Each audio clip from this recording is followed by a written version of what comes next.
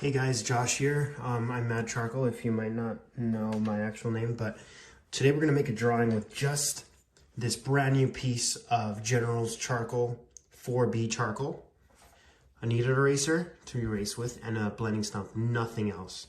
See, my hands were clean for a second ago. And I'm going to use this reference here, but you should use your own reference for your drawing, so that if you're following along in drawing, so that you have something original at the end. Just, you could use the technique if you like, or some of the tips in it, up to you, but keep your stuff original. Let's do it. I'm gonna try to do a lot of line work.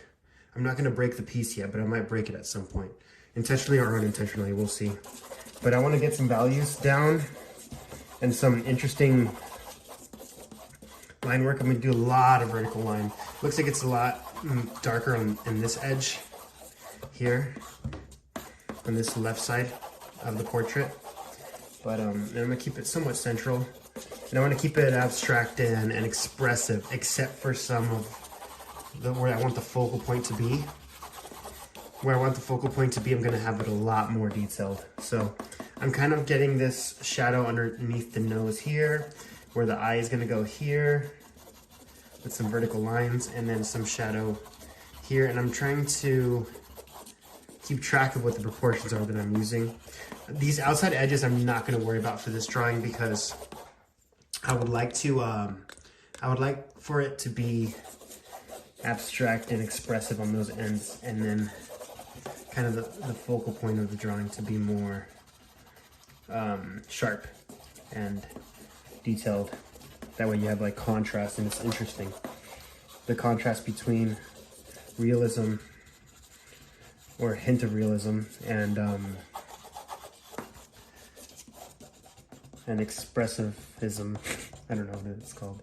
Expression, I guess you should say, is more, it's more interesting than just a flat, realistic drawing, or the opposite, just an expressive drawing that really has no realism to it. I think those are both cool,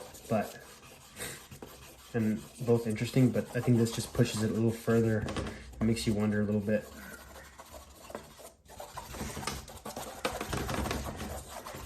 And still, can you kind of see where the face is coming in, kind of towards the bottom of the page, but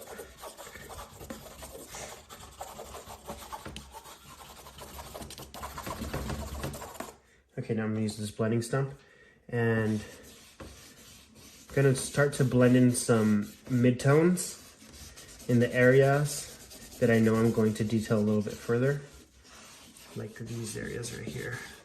And I want to leave the other pieces, kind of the other areas out here that I'm not going to detail, not blended. Now it's time to break it. There we go.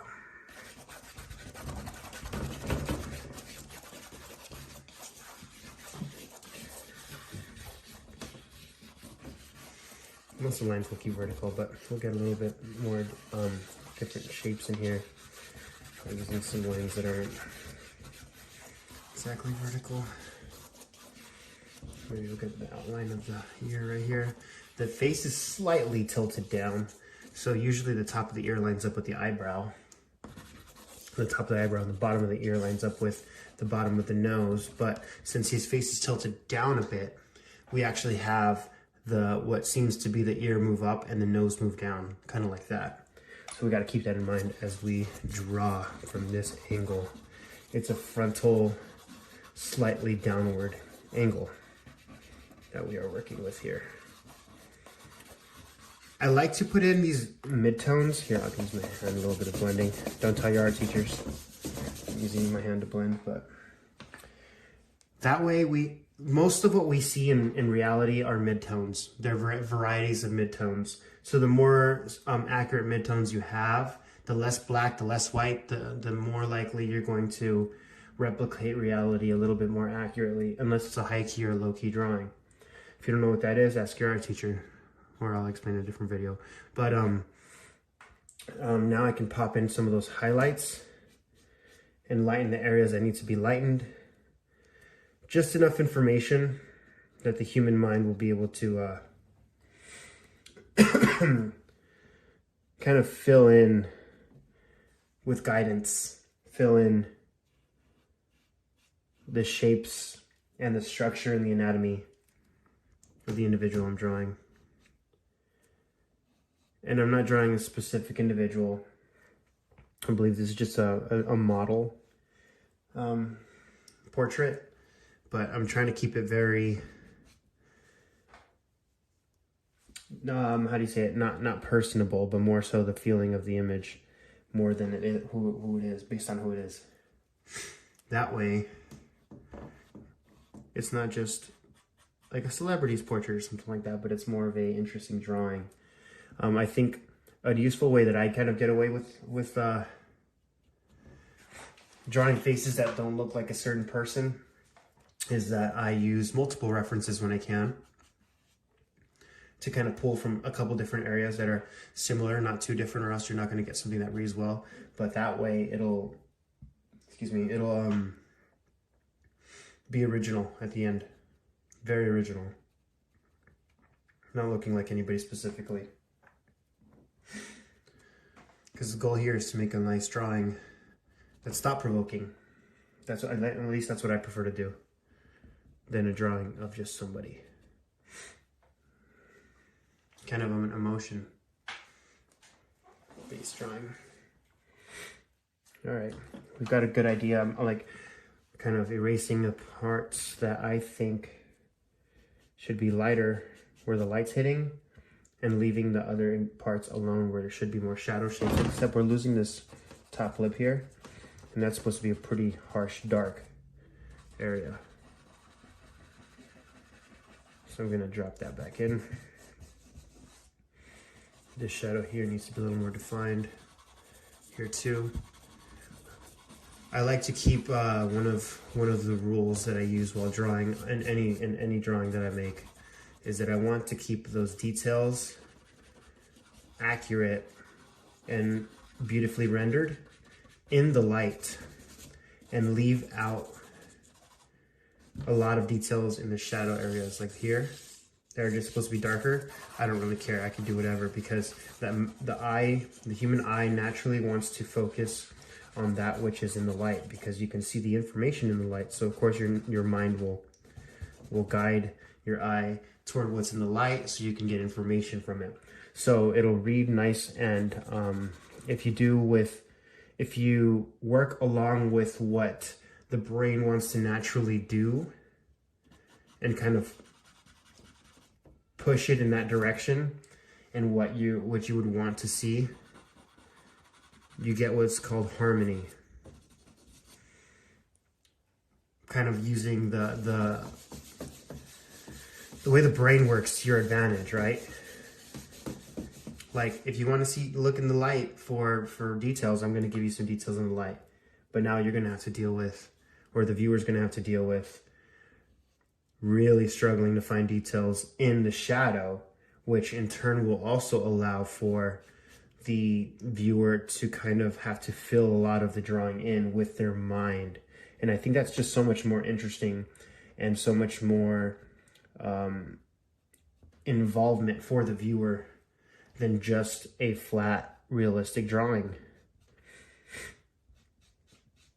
Therefore, making the drawing a little bit more meaningful to the viewer,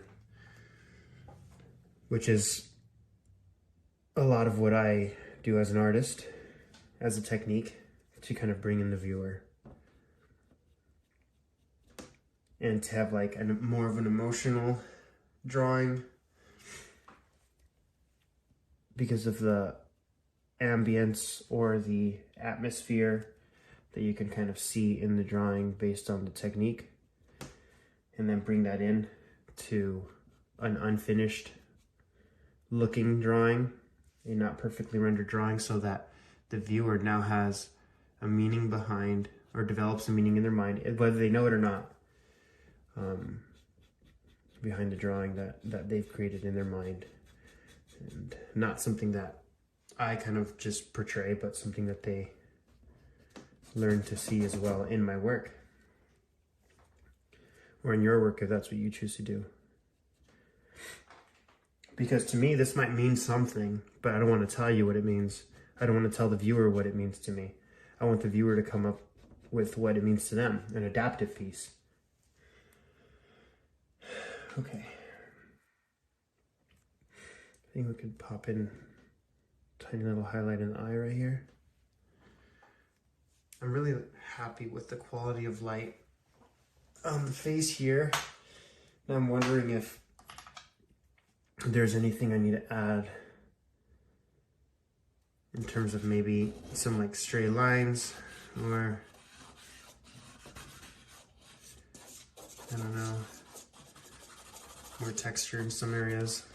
I kind of like the claustrophobic feeling of these lines kind of pushing into this face that's very lifelike and detailed. Not lifelike as in realistic, but more lifelike. It you can kind of like feel the individual in there, and detailed as if you can kind of see what's going on here, and it's very hard to tell what's going on outside of the face.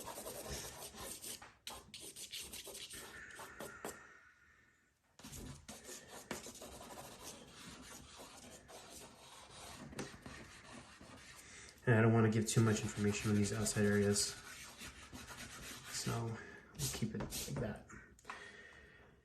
And that's my vertical line charcoal drawing with just a kneaded eraser, a blending stump, and now this broken piece of compressed charcoal, 4B. You could use whatever kind you'd like, but it's a little easier to get dark with.